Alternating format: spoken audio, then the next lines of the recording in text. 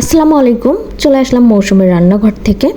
আমি আজকে সব কিছু ফ্রোজেন আইটেম দিয়ে রান্না করব। ফুলকপি, সিম সব কিছু আমি ফ্রোজেন করে রেখেছিলাম, তো এগুলোই হচ্ছে বের করে নিয়েছি। তো আমি প্রথমে পেঁয়াজ তেলানি করে নিয়ে তার মধ্যে এই তো সিম আর হচ্ছে ফুলকপিগুলো ভেজে নিলাম। আপনারা যারা ফ্রোজেন করে রাখছেন একটু কিন্তু দেরি করবেন না, যে এটা গলে যাবে বরফটা, তারপরে আমি রান্না করব। যখন ফ্রোজেন করবেন, ফ্রোজেন অবস্থায় এইখানে হচ্ছে একদম বরফ অবস্থায় দিয়ে দিবেন, দেখবেন একদম টাটকা ফুলকপির মতো লাগে। যাই হোক, এইখানে তো এই তো টমেটো দিয়েছি, ফুলকপি দিয়েছি, আর হচ্ছে লাউ ছিল কিছুটা, তো লাউটা নষ্ট করি কেন, এই সবজির মধ্যেই দিয়েছি। আমি তো অনেক চিন্তায় ছিলাম যে আসলে লাউটা দিলাম এই সবজির মধ্যে আদৌ ভালো লাগবে কিনা।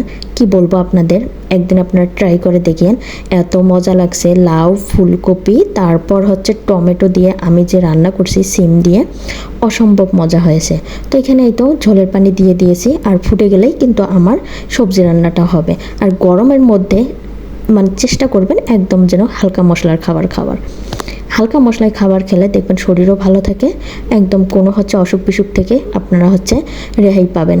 আর একদিকে হচ্ছে এই তো আমি মুরগির মাংস রান্না করব আলু দিয়ে, পাতলা পাতলা ঝোল, এটাও কিন্তু হালকা মশলায় রান্না করব। আর গরমের দিন আসলে বা যে কোনো সময় আমি ম্যাক্সিমাম টাইমই হচ্ছে ট্রাই করি খুব হালকা মশলায় রান্না করার জন্য।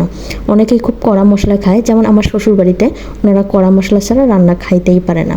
ইদানিং আমার বর আমার হাতে হচ্ছে খাইতে খাইতে একটু অভ্যস্ত হয়ে গিয়েছে। আমি হালকা মশলাই তাকে, সে যতই আমাকে জোর করুক, ম্যাক্সিমাম টাইমে আমি তাকে হালকা মশলাই রান্না করে খাওয়াই। এই তো আমার হচ্ছে সবগুলো মশলা কষিয়ে তারপর তো মুরগির মাংসগুলো দিয়ে দিলাম।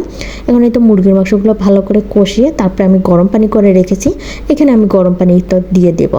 এই তো আলু, বেশি করে রসুন দিলাম, এই রসুনটা খাইতে কিন্তু ভালো লাগে মুরগির মাংসের সাথে, আমার বাসার সবাই পছন্দ করে। রসুনটা দিয়েও কিছুক্ষণ কষিয়ে নিলাম, বেশ কষিয়ে নিলাম।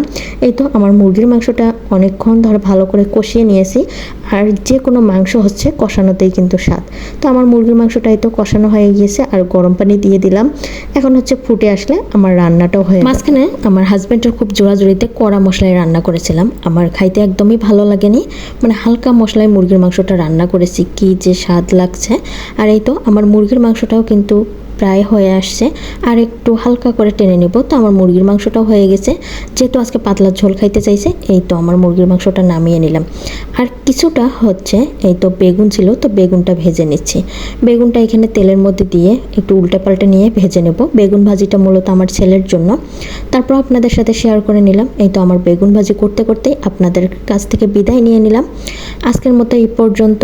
আর কার কার বেগুন ভাজি পছন্দ অবশ্যই কমেন্ট করে জানাবেন, আর রান্নাগুলো কেমন হয়েছে তাও জানাবেন। আল্লাহ হাফেজ।